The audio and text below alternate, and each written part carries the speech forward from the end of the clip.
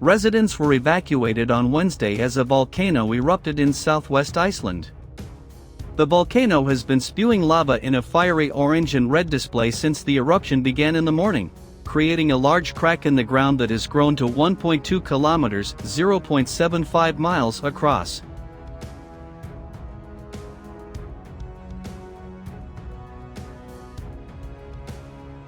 Several earthquakes have struck the volcanic area throughout the day. The volcano is close to the fishing town of Grindavik and its famous Blue Lagoon spa. A small number of people have refused to evacuate the town.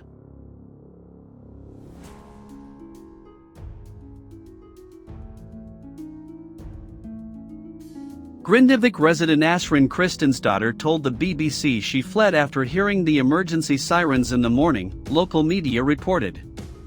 Living near a volcano for most of her life means she is always packed and ready to go. But he said this time was different because the quakes were continuous as he prepared to leave.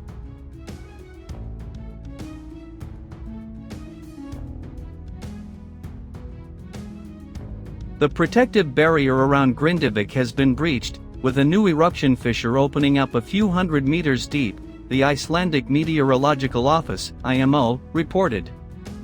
It is very difficult to see this activity inside the town's safety barrier.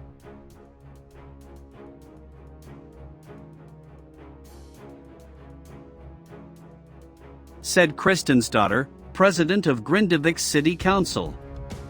People have been asked to leave the danger zone, said Rika Peterson of the Nordic Volcanology Center.